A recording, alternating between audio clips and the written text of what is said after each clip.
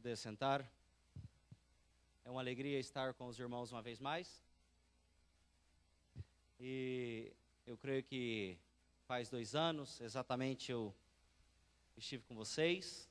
Então, alguns já me conhecem, outros eu creio que passarão a me conhecer hoje. Eu espero que vocês estejam tendo a mesma alegria que eu estou tendo. Em 2013, nós passamos pelo Brasil, eu e minha família, eu, Jéssica e Esther, e agora nós já somos 4. Veio Isabela o ano passado, então a família aumentou. Foi uma surpresa, uma grata surpresa, né? Porque os filhos são herança do Senhor e é uma grata surpresa. Na verdade, nós estávamos conscientes de que só Esther estaria conosco. Foi um milagre a vida de Esther, e Isabela também foi um grande milagre.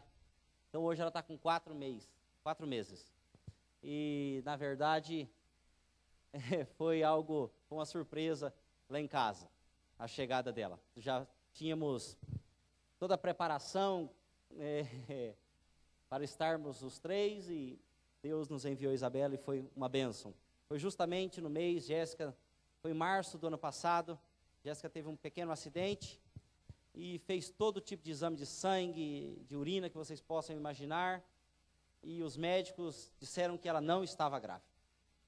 E um exame, e outro, em 2 hospitais diferentes, e a mulher não parava de vomitar. Não, você não está grávida.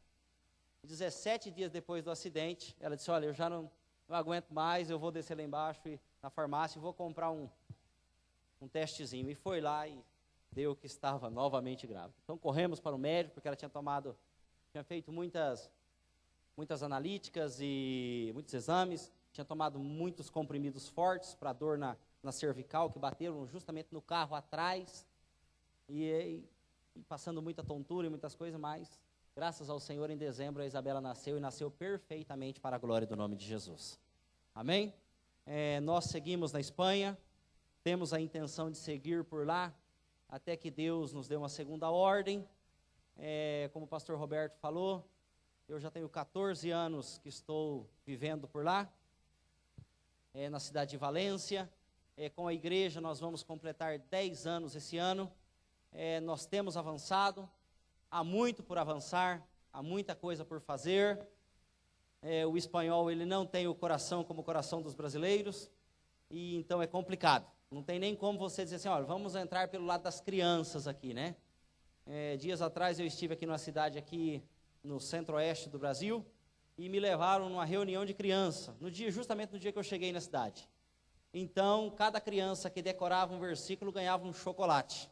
Então, os meninos falavam até com vírgula, por causa do chocolate. Mas lá, se fizer isso, os pais disseram, olha, você vai, mas você não fala com ninguém, você não pega nada de ninguém, e assim então não tem nem como a gente começar com as crianças.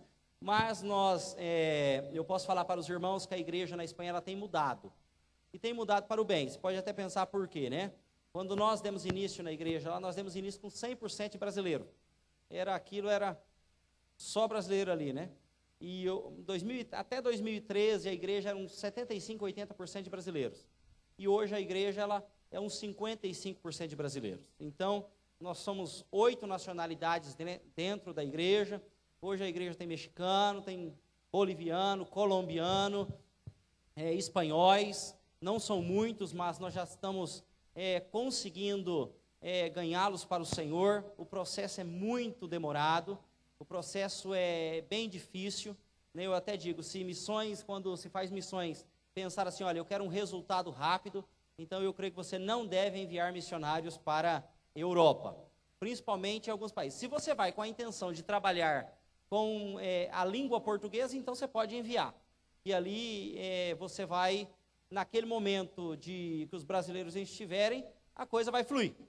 O dia que o brasileiro fala assim, olha, eu vou pegar minha mochilinha e vou embora para minha casa, então a sua igreja fica vazia. E foi o que aconteceu com alguns pastores amigos meus, e eles ficaram sozinhos e tiveram que fechar a igreja e também voltar para o Brasil junto com os irmãos.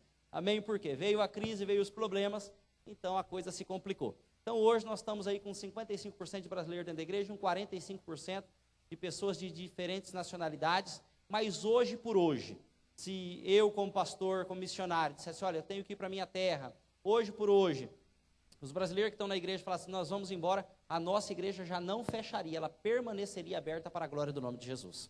Amém? Então, assim, nós estamos conseguindo alcançar, hoje nós estamos em torno aí de uns 15 espanhóis frequentando a igreja, não todos são membros, né? Mas frequentemente nós temos eles ali, para a glória do Senhor Jesus Cristo. Alguns nós vamos receber como membros agora, que já vieram crentes de outra denominação, outros nós estamos trabalhando para o batismo na vida deles, e esperamos alcançar, para a glória do nome de Jesus, o quanto antes, porque o nosso maior interesse, um dos propósitos que eu e Jéssica temos, antes de voltar para a nossa terra, antes de voltar para o Brasil, que a gente também pensa em voltar, viu, irmãos? Nós deixarmos ali algum líder na denominação nativo do país. Esse é o nosso maior interesse. Todo brasileiro, ele fala em voltar uma hora. Em questão, as outras nações, como pessoas de Bolívia, Colômbia, esse pessoal, quando eles vão para lá, eles procuram esquecer até mesmo a sua terra natal aqui na América do Sul. Mas o brasileiro, eu não sei o que tem nesse Brasil, ele sempre pensa em voltar.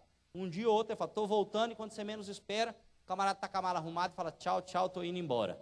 Então aí é complicado, né? O ano passado foi um ano de muita luta, perdemos muitos líderes por essa situação. Então, nós, durante esse tempo agora, nós estamos buscando até mesmo investir em liderança, não que nós estamos olhando para o nosso povo, nós seguimos olhando, mas nós estamos buscando investir em pessoas, até mesmo que não são brasileiros. Uma das coisas que nós conseguimos, estamos fundamentando bem, é o Ministério de Intercessão, são 6 líderes nele, né? Mais aquele povo que se agrupa junto para orar, mas entre esses 6, nós não temos nenhum brasileiro, a não ser a Jéssica, que é a que está ministrando para eles, dando ensino, né? A pastora Jéssica que está ali com eles, acompanhando. Mas dentre esses 6, nós temos aí argentino, colombiano, boliviano e africano, ali junto com eles, ali entre essas 6 pessoas. Então é praticamente um de cada nação, né? Se pode orar pelo mundo dentro da própria igreja. Amém? Então, mas missões, você tem que entender esses princípios. Muitas vezes queremos estar em meio ao nosso povo, queremos estar juntos, mas não tem jeito. Então, cada vez mais a igreja está tendo pessoas diferentes, é o que nós esperamos alcançar. E precisamos, né, não só precisamos, mas somos carentes das orações dos irmãos mesmo. O apoio financeiro é importante. Uma das coisas que hoje na reunião com o departamento aqui de missões, que hoje foi posto, eu disse para eles, a parte financeira ela é muito importante, mas a base de todas as nossas vidas para estarmos ali é através da oração. Pregar o evangelho na Espanha não é como pregar aqui, o nível espiritual é pesado. Tem vezes, eu estou muitas vezes dobrando o joelho para orar aqui no Brasil, eu não sei, algo suave, que flui, você ora, parece que a oração passa do teto, as coisas acontecem. Ali você grita, você chora, você olha e parece que o negócio não passou. Então é por isso que a Espanha tem fama de ser um país de terra de matar profeta. E mata mesmo, irmãos. Eu já vi muitos homens de Deus chegarem ali e sabe aquele que vai esmurecendo na fé, vai diminuindo, vai diminuindo, as coisas vão acontecendo, ele vai perdendo a vocação, ele vai perdendo o desejo, e quando você menos espera, o camarada até deixou de ir para a igreja. É isso que é sério, o assunto é sério. Espanha não é brincadeira, eu creio que é um dos países mais difíceis de toda a Europa. Se denomina católico, mas de católico não tem nada. Só quando a coisa aperta, então eles estão já para morrer, estão já de idade, então eles vão para a igreja nos últimos dias da sua vida. Mas, na verdade, os templos católicos também são apenas museus, as pessoas entram por uma parte, saem pela outra, batem umas fotos e vai embora. E a missa ali tem 4, 5, 6 pessoas. Não é nem como aqui o catolicismo, né? Então, essa é a realidade nossa, que nós temos que enfrentar diariamente ali. Perseguição, como vocês sabem, em 2013, quando eu passei aqui, nós estávamos sendo expulsos de um lugar, nós tínhamos insonorizado completamente o local, tínhamos feito uma caixa dentro de um salão para poder cultuar, colocado portas blindadas no sentido assim de vidros para que o som não passasse para fora. E mesmo assim nós tivemos denúncias e a polícia nos recomendou abandonar o lugar onde nós estávamos. Hoje nós estamos em outro lugar, na verdade foi uma bênção, né? A perseguição era sempre uma bênção, né? Desde que conforme você olha ela. Então, na época, eu ainda lembro que eu falei com o pastor Roberto falou assim, olha isso como uma bênção para a vida de vocês. Na verdade, nós olhou e foi bem. Mas hoje a situação financeira da igreja é aquela, né? Ou a igreja paga o pastor, ou a igreja paga as contas da igreja. Então, alguns pastores lá, amigos, preferiram receber seus salários e fecharam a igreja, mas também deixaram de receber e vieram embora para o Brasil, ou foram para outros países, Centro-América e outros lugares. Eu preferi o seguinte, vim para o Brasil, fazer alianças, lutar, conquistar e levantar uma parte daqui do Brasil para continuar trabalhando lá, até que nós possamos ter uma igreja estruturada, e eu espero que isso não demore muito, onde ela terá as condições de pagar o pastor e viver com as suas próprias pernas para a glória do nome de Jesus. Eu posso contar com a oração de vocês? Posso contar com a oração de vocês? Aleluia. Então, querido, olha, vamos juntos, nesse ideal, vamos juntos trabalhar, vamos juntos orar, né? Eu entendo que essa é uma igreja que todos os anos que eu venho ao Brasil, eu passo por aqui, nem que for para dar um abraço em vocês, não é só por causa de pregar, né? Mas é por vê-los e saber que a aliança que vocês têm comigo, ela não está morta, ela está viva, né? Então, durante todo esse tempo, é o projeto que eu tenho tido com a igreja aqui, é o projeto mais largo, já são mais de 3 anos e meio que vocês têm me acompanhado e me abençoado. Então, é uma maneira também de eu agradecer hoje pelo que vocês têm destinado a nós ali na Espanha. Eu quero dizer para vocês o seguinte, que vocês têm ganhado alma naquele lugar, amém? Vocês têm salvado vidas naquele lugar, têm trazido pessoas aos pés do Senhor Jesus para ser salva. Então, seja determinante nisso daí sim, e continue orando e continue batalhando conosco no nome de Jesus, amém? Vamos abrir a palavra do Senhor? Conforme eu for ministrando também, eu vou contando algumas coisas mais, eu creio que é do conhecimento de vocês, senão o tempo nosso, eu quero andar dentro do tempo corretamente, amém? Josué capítulo 14, verso 8, apenas o versículo 8, Josué 14, apenas o verso 8, nós vamos meditar a um caminho para conquistar o meu ideal no nome de Jesus. A fidelidade de Deus, ela é muito maravilhosa para as nossas vidas, e Deus cuida da gente. Eu não sei como vocês lêem, se é sentado, se é de pé, sinta-se à vontade no nome de Jesus. Diz a palavra, mas os meus irmãos israelitas que foram comigo, fizeram o povo desanimar-se de medo. Eu, porém, fui inteiramente fiel ao Senhor, meu Deus. Vamos dizer junto a última parte? Eu, porém, fui inteiramente fiel ao Senhor, meu Deus. Pai, nós te damos graças pelo poder da palavra, pelo poder do Evangelho, que é transformador, é milagre em nossas vidas. Deus abençoe o teu povo, os ouvidos do teu povo, a atenção do teu povo, em nome de Jesus. Amém. Se nós olharmos para a palavra e olharmos para as nossas vidas, eu creio que todos nós temos desejos de conquista na vida. Isso não é diferente de mim. Eu estou na Espanha, não estou para fracassar, eu estou lá para vencer, e é por isso que eu sigo persistindo, é por isso que eu sigo avançando. Agora, quando nós, muitas vezes, buscamos certos resultados, e eles não acontecem, a tendência é de uma pequena frustração. Mas se nós olharmos para o texto bíblico, nós vamos ver um autêntico servo do Senhor, nós vamos ver um autêntico servo de Deus, um homem que ele soube esperar no Senhor, ele soube entender o projeto de Deus para a vida dele.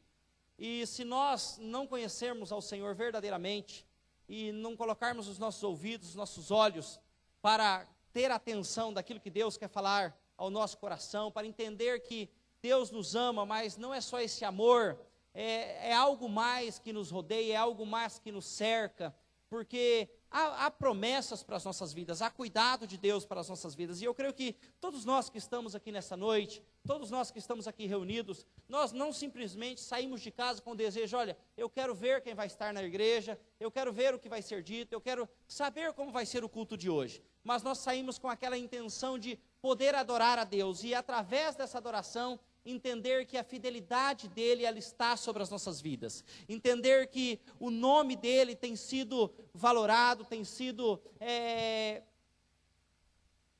me falta aqui uma palavra, tem sido engrandecido através daquilo que eu sou, daquilo que eu tenho vivido, daquilo que eu posso fazer para que o Senhor seja glorificado. A vida de Caleb é um bom exemplo desse homem. É um bom exemplo que ele simplesmente é enviado por Moisés, junto a Josué, junto a outros irmãos, conforme nós podemos ver no texto, para ver a terra que manava leite e mel, a terra que o Senhor queria entregar nas mãos deles. Agora, é importante que nós podamos ver que eles vão até aquele lugar, e conforme o texto bíblico que nós lemos, nós notamos que quando ele vai dizer essas palavras, já não a Moisés, porque se nós olharmos no capítulo 1, nós vamos ver que após a morte de Moisés, aí o caso já está com Josué.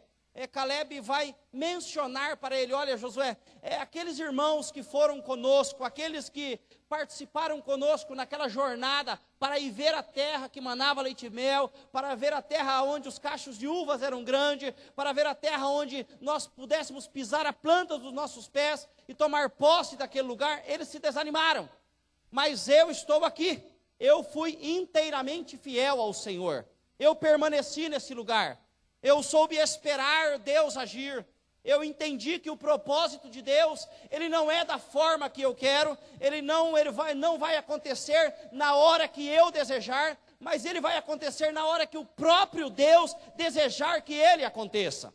E o nosso problema muitas vezes é esperar esse resultado de Deus.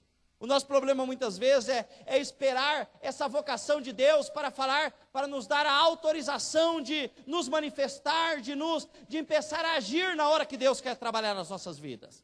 Eu fico prestando atenção muitas vezes, e a mulher muitas vezes ela sofre um pouco mais, quando elas vê as coisas acontecendo, e por mais de uma vez a minha esposa disse, amor, olha como nós vamos fazer nesse lugar, porque nossa intenção são esse tipo de pessoa. E não faz muito tempo, amados, eu conheci duas irmãs, que elas ao abrirem a igreja na Espanha, elas disseram, olha, nosso interesse não é imigrante, mas sim espanhóis. E essas mulheres batalharam por mais ou menos uns 8 anos. Em novembro do ano passado, as portas da igreja a porta da igreja que elas tinham aberto, se fecharam.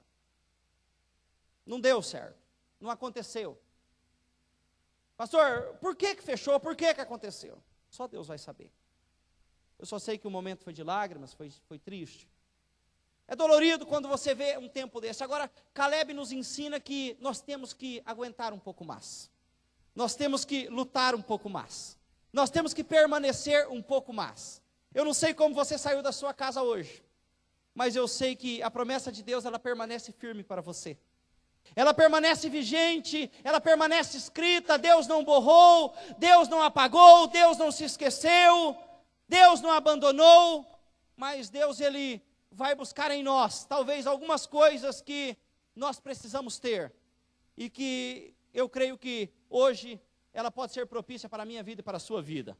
Ela pode ser, talvez, anotada no caderno do Senhor, para que eu e você possamos chegar junto naquele dia e dizer, Senhor, eu prevaleci, eu aguentei, mas não da minha forma, eu aguentei da forma que o Senhor quis que eu aguentasse.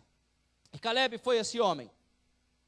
E ele nos ensina algumas coisas que eu quero trabalhar com você, que eu quero trazer à tua memória, que são necessárias, não simplesmente o esperar por esperar, mas o esperar trabalhando a esperança. O esperar com o espírito reto é uma das coisas que Caleb nos ensina. Ele nos ensina a ter um espírito reto e a não desistir apesar dos anos. Passe o tempo que passar. O texto bíblico no verso 7 está dizendo, aonde nós estamos, eu tinha 40 anos quando Moisés, servo do Senhor, enviou-me. Agora, são 45 anos depois, ele já está com 85 anos, quando ele vai chegar para Josué, e ele vai dizer, olha, aqui sigo eu sigo fiel, eu sigo permanecendo.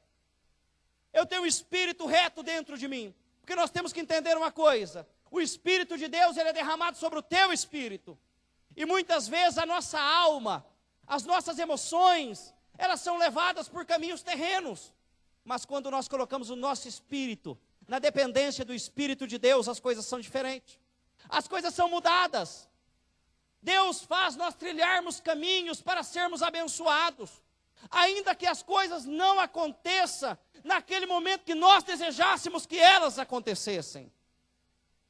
Foi interessante que quando nós fomos abrir a nossa igreja na Espanha, eu fiz um propósito com Deus. Pastor Advanir, nosso pastor presidente, ele ia para a Europa, e justamente naquele momento foi que Deus foi encaminhando os propósitos.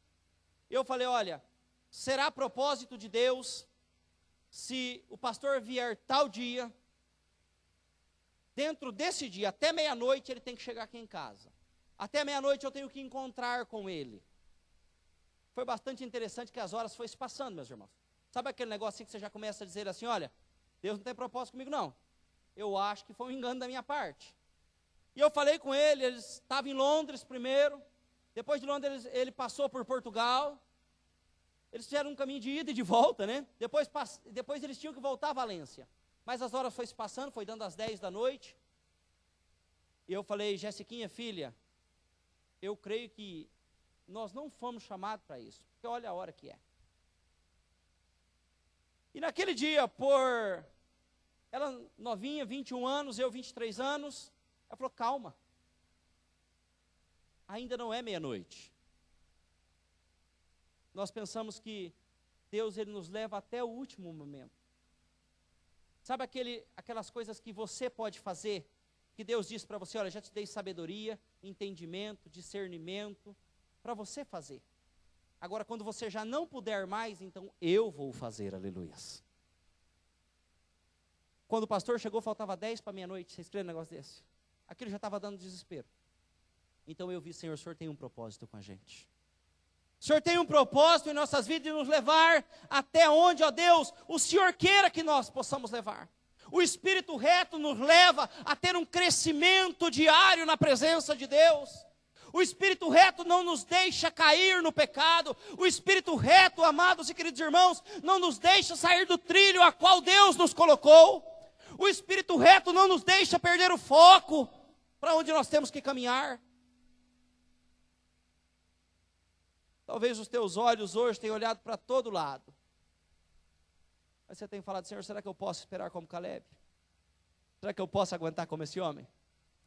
Será que eu posso suportar como esse homem suportou? Em nossas vidas, amados, o papai ele tem uma forma de trabalhar com cada um. De repente as coisas acontecerão primeiro na vida daquele que chegou por último. E você que chegou primeiro vai demorar um pouco mais. Mas Deus é Deus de propósito. Deus é Deus que conhece o seu coração. Caleb nos ensina a ter um espírito reto na sua vida, as suas atitudes serem corretas, a não aceitar e trocar a integridade e a honestidade por qualquer coisa que aparece na frente, a saber esperar no Senhor, a saber aguentar as circunstâncias, ainda que elas sejam difíceis, ainda que elas sejam complicadas, mas a saber ter esse Espírito de Deus na vida e ouvir o Espírito de Deus. Para eu chegar a um ideal, eu preciso ser guiado pelo Espírito Santo de Deus. Segunda coisa que eu preciso entender na vida de Caleb, é crer na visão, ainda que todos me digam que não vai dar certo. É crer que as coisas vão acontecer e saber que Deus está agindo através daquilo ali. No mesmo versículo 7 ele diz, olha, eu lhe dei um relatório de confiança. Todos se desanimaram, mas o meu relatório foi de confiança. Meus irmãos, muitas vezes na vida, nós chegamos a certos lugares, a certos momentos, ministeriais ou empresarial. Eu não sei qual é o ramo que você trilha na sua vida, mas eu digo até mesmo por mim mesmo. Quantos me chamaram de louco, jovem demais, casou muito jovem, na Europa casar com 23 anos e ela com 21 era uma loucura. E começar a pastorear então era pior, porque eu não conhecia nenhum pastor da minha idade. Todos que eu conhecia, o cabelinho já estava branco, branco, branco, branco. E outra coisa, igreja com 30 anos, com menos de 30 membros. Era suicídio que eu estava fazendo. Era morrer na praia. Há igrejas na Europa, ali na Espanha, com mais de 30 anos, com menos de 30 membros. Essa é a realidade. Então aquilo era suicídio. Mas quando você tem uma visão de Deus, e nós temos que aprender isso daí. Nós estamos vivendo numa época em que se as pessoas não aprovarem aquilo que eu estou fazendo, não serve. Já notou isso daí ou não? Tudo que você vai fazer tem que ter aprovação de todos. Nós estamos vivendo uma época digital, que nós colocamos uma foto no Facebook, e se ninguém dali curtir, né? Vocês falam aqui, né? No espanhol a gente fala me gusta, né? Se ninguém curtir a foto, a pessoa entra em desespero. Por que ninguém gostou? Eu não estou bem? O que está acontecendo? Entramos nessa calamidade. Porque hoje nós estamos vivendo pela aprovação das pessoas e não pela aprovação do Altíssimo. E nós temos que entender que nós somos chamados por Deus e não pelo homem. Em tudo aquilo que eu vou fazer, se eu coloco o meu coração, se eu coloco a minha vida e creio naquilo que Deus está fazendo, é impossível não dar certo para a glória do nome de Jesus. É impossível não dar certo. Caleb estava crendo que Deus estava movendo, aleluia. Ele disse, olha, o meu relatório não foi um relatório negativo. O meu relatório foi um relatório positivo. Eu sei que pode dar certo. Eu sei que pode sair bem as coisas. Hoje em dia, é duro falar. Mas nós sempre estamos, quando nós recebemos a notícia, olha, você está enfermo com alguma coisa. Então nós já começamos a desesperar. O ano passado eu passei por 2 cirurgias. Uma em fevereiro e outra em setembro. Até os 31 anos eu nunca tinha ido no médico. Tomar remédio, ali algo para dor de cabeça ou alguma coisinha. Dezembro de 2013, quando me levavam no hospital, eu já não andava com as próprias pernas. Tinha que ser levado numa cadeira de roda para dentro do hospital. Janeiro, eu passei de cama. Não fui nem um domingo de janeiro para a igreja. Nitidamente, eu não caminhava. Eu comecei tomando umas comprimidinhos, pastilhas, né? Comprimidinhos para dor. De 2 em 2 horas eu estava tomando injeção e não acalmava. Comecei a tomar morfina de 25 miligramas.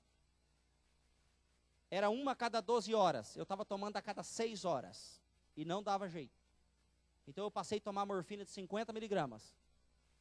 A cada 6 horas. Era a única coisa.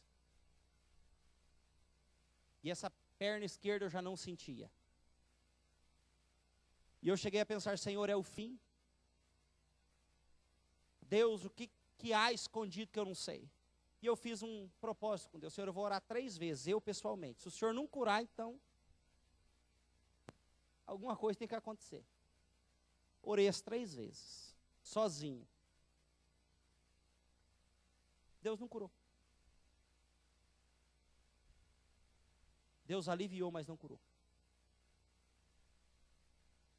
Estava no hospital. Orava ao Senhor, naqueles momentos estava sozinho. Mas eu não deixava de crer. Que o propósito de Deus ainda ia continuar. Eu disse, Deus, o Senhor não me trouxe aqui nessa nação para voltar para a minha terra numa cadeira de roda, Senhor. O Senhor me trouxe aqui para vencer, Pai. Em nome de Jesus. Eu vi companheiros, compatriotas nossos morrer lá. É triste demais.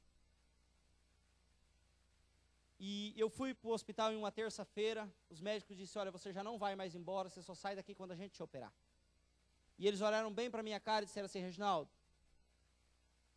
provavelmente nós vamos ter que colocar nas tuas costas, fui operado de hérnia de disco, tem os três últimos discos, eles estão fatais, como se diz o outro, com problemas mesmo. E ele disse, olha, você não vai mais para casa, nós vamos te operar. Só que provavelmente nós temos que colocar nas tuas costas entre 4 a 6 parafusos. Eu digo, misericórdia, Pai. Me livra dessa pelo menos, né? Mas eu estava tranquilo. Tinha um companheiro que ia operar da mesma coisa do meu lado. Então, chamava Paco, e o Paco me dizia, as pessoas vinham orar por mim, os irmãos da igreja diziam assim, Reginaldo, eu queria ter a fé que você tem. Eu dizia, basta você crer, você vai ser abençoado. E ele dizia, eu não consigo crer, eu não consigo pensar como você pensa. Eu digo, olha, então deixa só que nós oramos por você. E eu fui para a mesa de cirurgia e eu cantava aquela canção, Marcos Witt canta. Paz, paz, quão dulce é paz, é a paz que Cristo me dá. E eu cantava essa música e chorava. Veio um irmão, um cigano, frequenta a nossa igreja, e ele disse: pastor, eu só saio daqui quando o senhor sair da minha cirurgia. Prefiro, fica tranquilo, Deus tem um propósito. Eu fui operado naquela manhã, 12:30, às 4 da tarde eu acordei da cirurgia. Para a glória do nome de Jesus, hoje eu posso dobrar minhas costas, levanto, viro para o lado, não tem nenhum parafuso nas costas no nome de Jesus. No domingo, eu operei na sexta ao meio-dia, no domingo às 8 da noite, a médica disse: caminha no corredor. Eu caminhei no corredor, ela disse: levanta a perna um pouquinho. Eu levantei a perna um pouquinho, ela falou: vai para sua casa, para a glória do nome de Jesus. Esse é o Deus que nós servimos. Esse é o Senhor dos céus. Ela falou: vai para sua casa. O que aconteceu com o Paco? O Paco foi abençoado pelas nossas orações, mas ele seguiu lá no hospital. Ele operou antes de mim. E ele, que tinha promessa dos médicos de sair limpinho, sem nenhum parafuso nas costas, para melhorar a vida dele, saiu com 4 parafusos. Ele chorava, ele dizia: não pode ser um negócio desse. Como que eu vou fazer da minha vida agora? Um homem já com 40 anos. Eu digo: Paco, você tem que crer no Senhor. Não existe outro meio. Amados, crer na visão que Deus tem para nós. Pode acontecer muitas coisas no percurso, até chegarmos lá. Caleb estava no percurso da sua vida. Caleb, ele não estava em Hebrom. Ele não estava no ideal que Deus tinha para ele. Ele não estava no lugar da promessa, mas Deus tinha promessa na vida dele. E a promessa de Deus, ela não morre. A promessa de Deus, ela não é cancelada. O plano do Senhor, ele não é parado. Se Deus tem um chamado na sua vida, você pode até pensar: Senhor, já se passaram tantos anos e eu sigo aqui. Não importa os anos que se passaram, o importante é que você siga na presença de Deus, prevalecendo, anunciando, conquistando, abrindo o caminho e perseverando para a glória do nome de Jesus. O importante é que você siga, o importante é que você caminhe, o importante é que você vá para frente olhando simplesmente para Cristo. Quando Neemias é chamado por Deus, quando Neemias é convocado por Deus, ele crê na visão que era possível restaurar os muros de Jerusalém, ele crê na visão que era possível restaurar as portas de Jerusalém, e Deus o abençoa, e ele faz a obra do Senhor com tanta alegria. Mas houve dificuldade, houve problemas, houve inimigos. Os problemas e as provas fazem parte das nossas vidas, são inimigo da visão de Deus para nós. Mas nós temos que crer, nós temos que andar com foco. Jesus, o Senhor é a minha linha. Senhor, o Senhor é a minha palavra. Senhor, o Senhor é a verdade para mim. E eu vou te seguir por onde quer que o Senhor vai. Aleluia. É entender que Deus está conosco, é entender que Deus faz parte. O problema é que muitas vezes nós mais nos vemos sozinhos do que acompanhados. Como você tem se visto nesta noite? Como você olha para você mesmo hoje? Lá, eu não estou dizendo aqui no meio das pessoas, mas quando você coloca a tua cabeça lá no teu travesseiro, quando você está sozinho, quando você entra no teu aposento para descansar, quando você entra no teu lugar para orar, é nesse momento que a visão de Deus é restaurada, é nesse momento que o chamado de Deus se faz efetivo, é nesse momento que Deus começa a trabalhar. Caleb demonstra ser esse homem que muitos pudessem estar dizendo: olha, você já está velho demais, olha, já se passaram 45 anos e nada aconteceu. Porque a tendência é essa, você chega, e muitas vezes até acontece na igreja, você chega e conta para alguém te diz: olha, eu já tentei, não deu certo, pode parar. Não, isso é impossível. Não é impossível, não há nada impossível para Deus. Vamos dizer junto? Não há nada impossível para o meu Deus, aleluia. Deus tem um propósito com você, Deus tem um propósito com a tua família, e Deus tem um propósito com a igreja, aleluias. É por isso que Deus está trabalhando no nosso meio. É por isso, amado, que Ele tem te honrado, é por isso que Ele tem te levantado. Outra coisa que nós encontramos na vida de Caleb é a fidelidade. A fidelidade desse homem é incomparável. A fidelidade dele para com Deus, a fidelidade dele para consigo mesmo. e a fidelidade dele para com aqueles que estavam ao seu redor. Fidelidade para com Deus na oração, fidelidade para com Deus no jejum, fidelidade para com Deus no amor. Agora, fidelidade para consigo mesmo. É quando muitas vezes os nossos próprios pensamentos nos querem trair, mas nós permanecemos firmes naquilo que nós pensamos, nós repreendemos até mesmo o nosso pensamento. Quando vem aquele pensamentozinho rondar a nossa cabeça dizendo, não pode ser, mas eu digo, não, Senhor, eu acredito, eu profetizo que vai dar certo. Eu tenho fé que vai estar dando certo. Muitas vezes em nossas vidas, amados, nós começamos a viver situações, circunstâncias, que nos querem cercar, que nos querem impedir. O mundo cada vez nos pressiona mais a igreja. Eu sei que a realidade talvez minha é bem diferente da de vocês, mas as provas seguem igual. As dificuldades muitas vezes interior, elas seguem igual. Os momentos difíceis da vida, vocês também têm.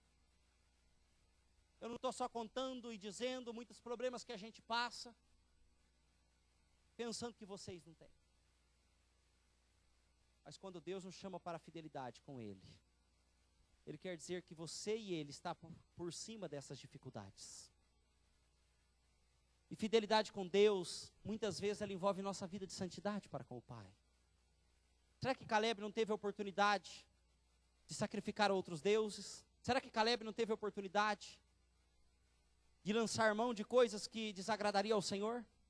Será que não teve a possibilidade de tentar entrar em Hebrom, na terra que o Senhor tinha dado a ele, pela sua própria força? Mas ele resolve uma coisa: eu prefiro esperar no Senhor.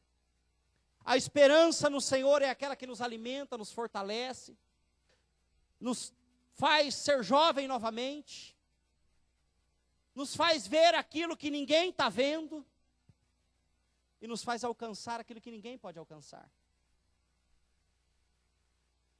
Pare para pensar comigo, quantas coisas você deixou de alcançar em 2014, talvez por não ter permanecido com a fidelidade em regra com Deus.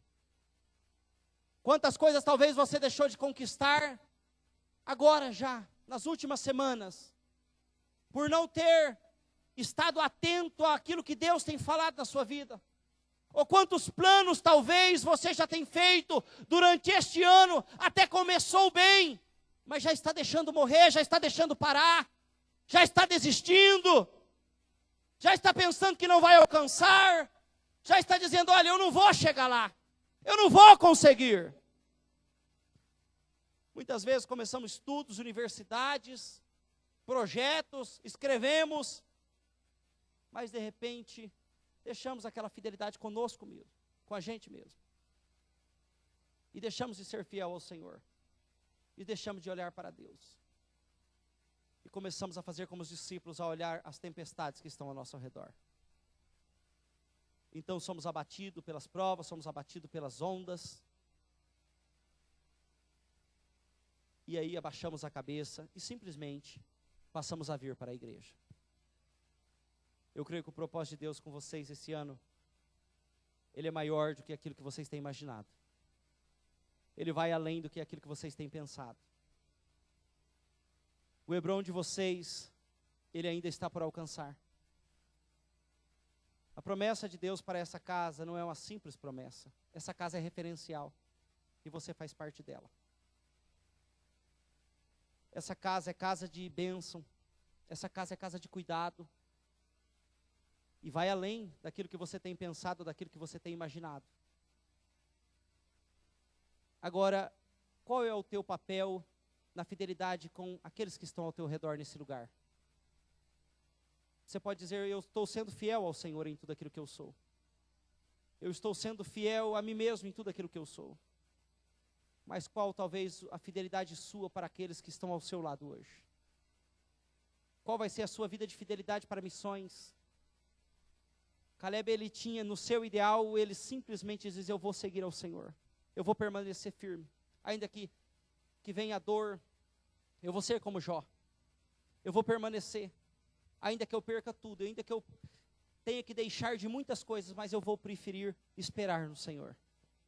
Essa foi a vocação de Caleb. eu vou ter que abrir mão de muitas coisas, eu vou ter que abrir mão de família, eu vou ter que abrir mão de negócios, mas eu vou lá. Esses dias eu estava agora, essa semana, conversando com um advogado aqui, em Umuarama, e eu estava dizendo para ele, estar me contando sobre os negócios, tantas coisas. O único tempo que nós tivemos foi um pequeno almoço. E ele me relatava as coisas, e eu escutando aquilo e parado ouvindo. Um homem importante. E eu falei para ele assim, olha, você está disposto a deixar tudo somente pelo Senhor? Ele é pastor também, e exerce a sua profissão. E ele olhou para mim assim, como dar aquela parada, e pensou 2 vezes. Disse assim, olha, se tiver que fazer, eu vou fazer. Mas ele usou essa palavra, se tiver que fazer, eu vou fazer. Nas nossas vidas, muitas vezes, nós temos que deixar muitas coisas. Na Europa eu ganhava dinheiro. O pastor Roberto sabe, ele esteve na minha casa em época que eu trabalhava, secularmente. E eu não ganhava pouco, ganhava bem.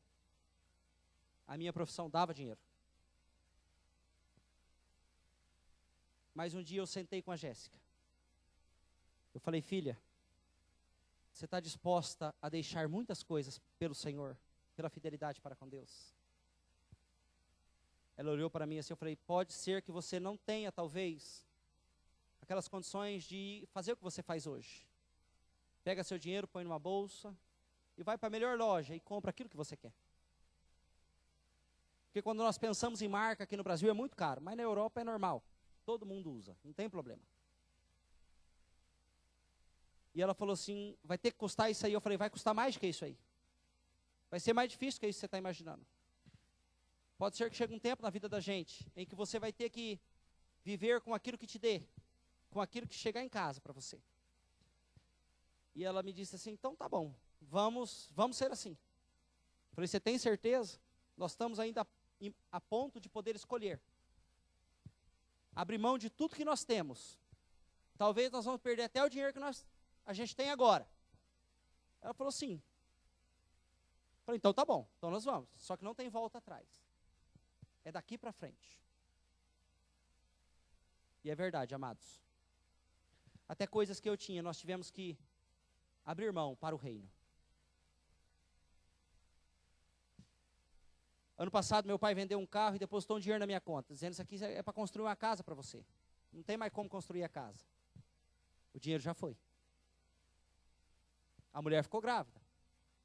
E faltou coisas. A igreja precisou de coisas. Compromisso que cumprir. Eu sei que um dia, lá na frente, eu vou encontrar tudo isso. Porque o que você planta, você colhe. Mas é o plano do Senhor.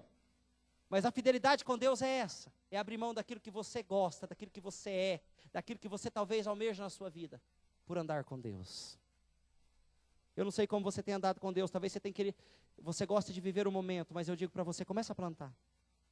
Começa a andar com Deus, é diferente. De repente você vai andar com Deus no caminho empresarial. De repente você vai andar com Deus como um grande intercessor. E de repente você vai andar com Deus fazendo missões. Mas você vai andar com Deus. A esperança de Caleb era essa. É melhor manter a vida de fidelidade para com Deus. Nós precisamos entender esses projetos de Deus. E não parar, ainda que a situação seja muito difícil. Outra coisa que Caleb nos ensina é ser forte lá no íntimo da nossa alma. Não é a fortaleza do físico, mas é a fortaleza do interior das nossas vidas.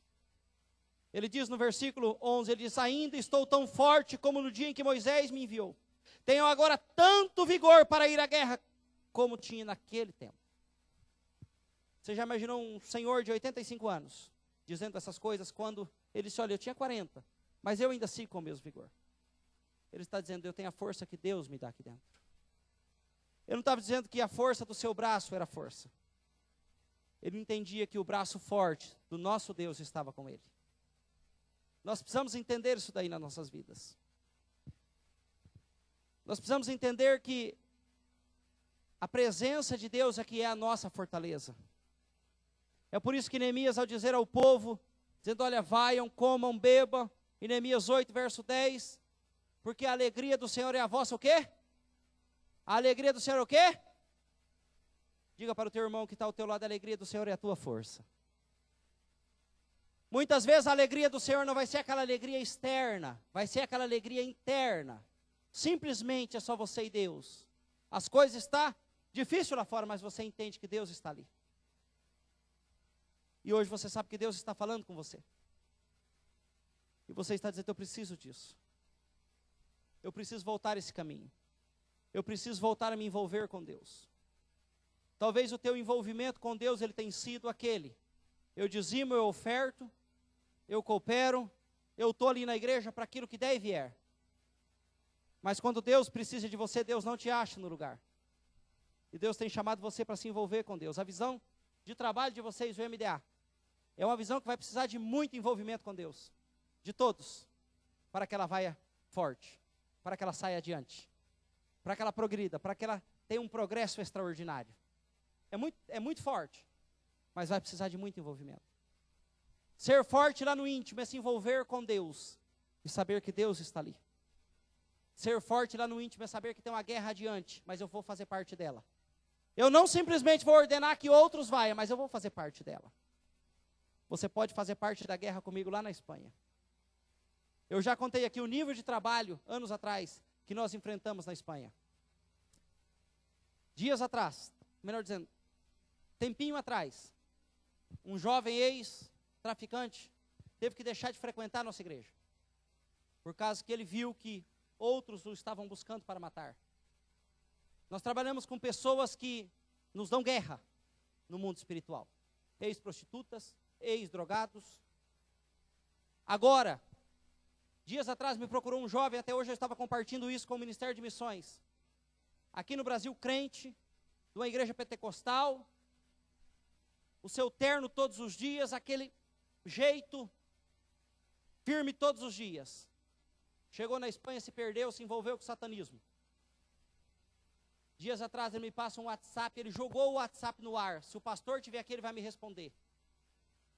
Eu não sabia quem era, porque o número dele eu já não tinha. Então eu respondi. E ele disse, pastor, eu sou o Samuel. Eu falei, o que está acontecendo, Samuel? Ele falou, estou perdido. Eu falei, como perdido? Ele falou assim, eu estou mais morto do que vivo. Em dois aspectos. Eu estou morto espiritualmente. E de saúde eu estou praticamente morto mesmo. Eu falei, como? Ele falou assim. E ele veio contar para mim. Deixou a igreja evangélica que se envolveu no satanismo. Cocaína, heroína e tudo aquilo que você possa pensar, ele estava consumindo. Ele estava vivendo. Falei, Senhor Deus, o que eu vou fazer com esse homem agora? E Deus falou, cuida dele. E na verdade nós estamos cuidando dele. O rosto dele é outro. Esses dias que eu estava aqui no Brasil, ele caiu enfermo de novo. Foi parar no hospital, uma semana no hospital. A igreja cuidou dele. Como cuidou de uma criança. Várias tatuagens no seu braço, agora coisa que ele não tinha. De símbolos e pactos de sangue que ele fez na igreja satânica lá em Valência. Está sendo quebrado, renunciado pelo poder do sangue de Jesus. Então eu tenho falado, Samuel, vamos ser fortes lá no íntimo. Agora, Samuel, já não é uma vida exterior, mas é uma vida interior com Cristo. Agora já não é o seu terno, a sua gravata, a sua Bíblia desse tamanho, Samuel. Agora é o seu coração com Deus. Agora já não é mais ideologia de dogmas de igreja, Samuel. Agora é Jesus na sua vida. E o rosto dele é outro. Ser forte lá no íntimo, amados. É entender que a sua guerra ela é muito grande. Mas você sabe que você está debaixo da bênção de Deus. Caleb, ele termina a partir do verso 12. A parte B ele diz, olha, se o Senhor estiver comigo, eu vou vencer essa batalha. É por isso que eu te chamo nessa noite de hoje. E trago à tua memória, qual é o teu envolvimento com Deus? É de culto de domingo? É de culto de quarta-feira? É de dizimar e ofertar? Não basta. Esse envolvimento ele precisa ser maior. O meu envolvimento com Deus não pode ser só de um púlpito e pregação. Ele precisa ser mais além. Ele precisa ser mais além. Eu não sei qual é o teu hoje, mas eu queria que você encurvasse a sua cabeça e você pensasse no seu envolvimento com Deus. Eu no meu envolvimento com Deus. Talvez você tenha sido tão ativista, e eu digo isso porque eu já vivi assim. Somos tão ativistas, É tanta coisa que nós chegamos até atrasado no culto, porque é tanta coisa que eu estou fazendo.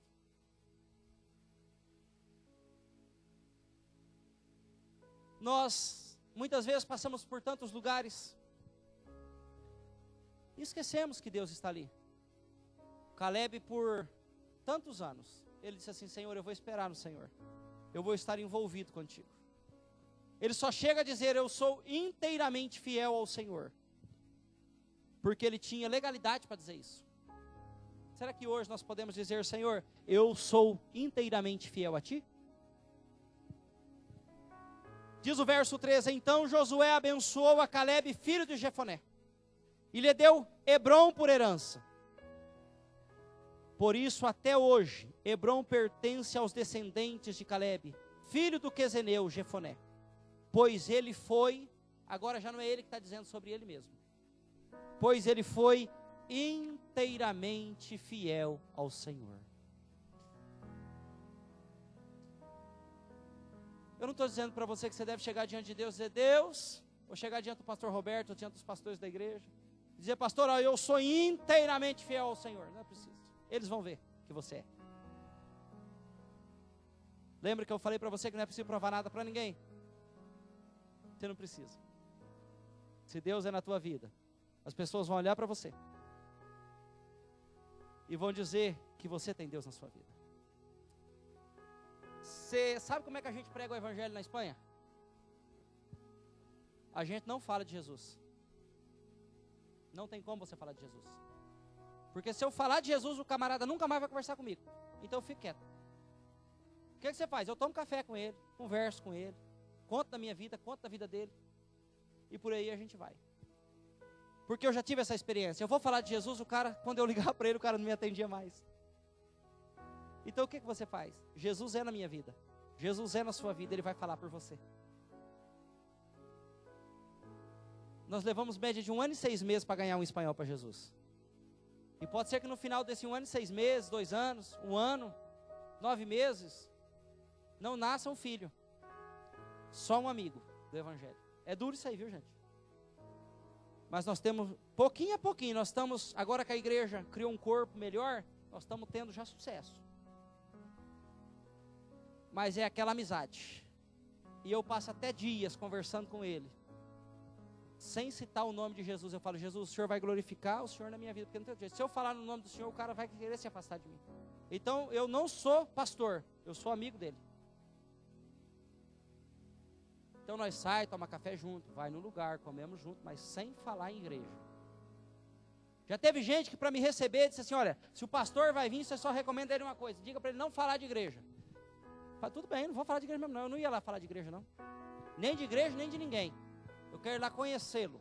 E eu vou lá, converso sobre política, da crise da Espanha, da crise europeia, de tudo que você... Conto de todo o Brasil para ele. Mas eu não falo de igreja. Placa de igreja, lá para nós não existe. Nós somos uma comunidade.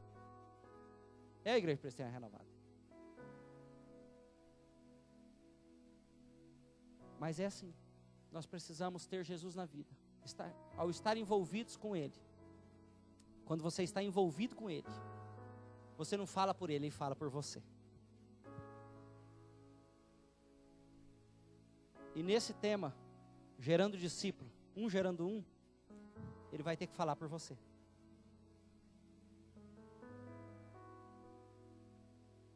O nosso lema lá é que cada membro ganhe só uma pessoa por ano. Não precisa de 2, não, é só uma. Nós temos ganhado. O problema é que muitas vezes é imigrante e volta para o país dele, né? Mas nós temos ganhado para a glória do Senhor.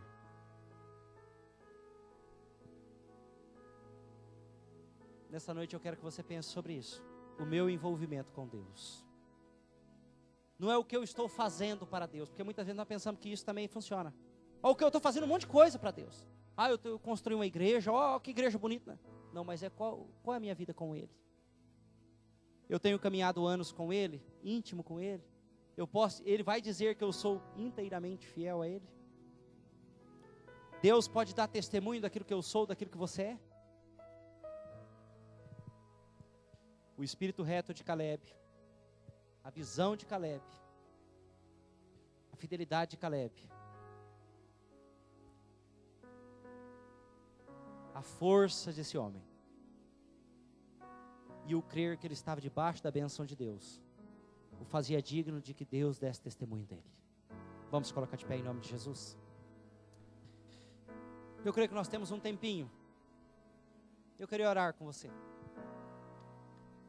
Eu queria abençoar a sua vida, os projetos seus. Se você quiser sair do teu lugar, venha correndo. Vamos orar junto aqui, ó. Pode, né, pastor Roberto? Amém, já deu autorização. Pedi depois, desculpa. Pode vir, vamos orar. Fala, Senhor, eu quero restaurar o meu envolvimento contigo. Eu não quero que só seja de ser membro de uma igreja, porque eu tenho uma carteirinha de membro, eu tenho o meu nome no hall de membro dessa igreja. Que não seja só isso, ele seja mais do que isso. Senhor, ele possa ser mais. Comece a orar, comece a falar com Deus. Comece a se entregar na presença dele. Diga: Jesus, me restaura. Jesus, restaura a minha vocação ministerial. Jesus, restaura o meu desejo de te servir. Jesus, restaura o meu ânimo de amar o Senhor. Jesus, restaura, Senhor, a minha força de fazer a tua vontade. Jesus, restaura, Senhor, a minha vocação ministerial nessa noite. Oh, há pessoas que estão aqui hoje pensando assim: o meu tempo já passou. Você está tão enganado. O teu tempo não passou e ele não vai passar, até que Deus cumpra o propósito que ele tem para cumprir na sua vida. Pode chegar mais perto. Há jovens aqui, amados, que eles se estão preparando para universidades, mas Deus diz que não é só universidade para você. A universidade vai ser algo secundário na sua vida. Ela vai servir, mas ela não vai ser o primordial. Vai chegar um momento que você vai ter que escolher: eu vou para uma universidade, eu sigo a minha carreira, ou eu te sirvo, Senhor.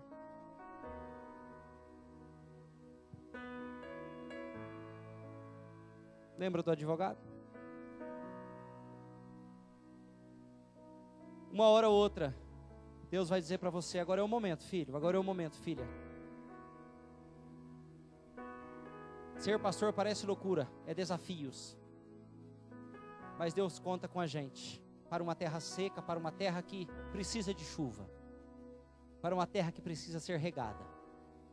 E ela tem que ser regada através de você. Eu queria que você colocasse a tua mão à frente. Oh, lara candara bacherianda la bara candala bas. La bara candora cheia de menei candala basubianda la candala bachaias.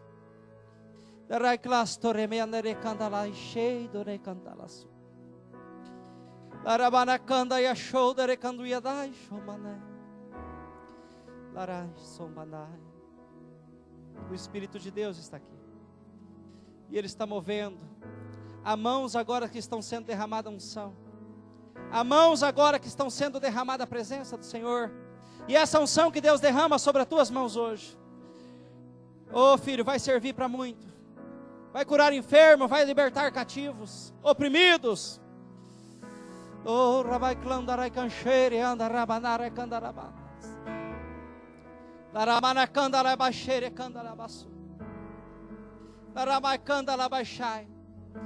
Você pode dizer: Senhor, eu quero me envolver contigo e eu aceito o meu chamado.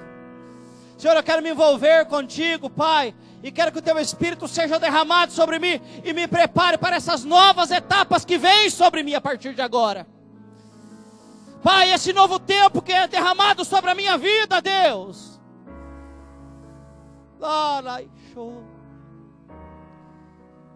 Oh Espírito Santo,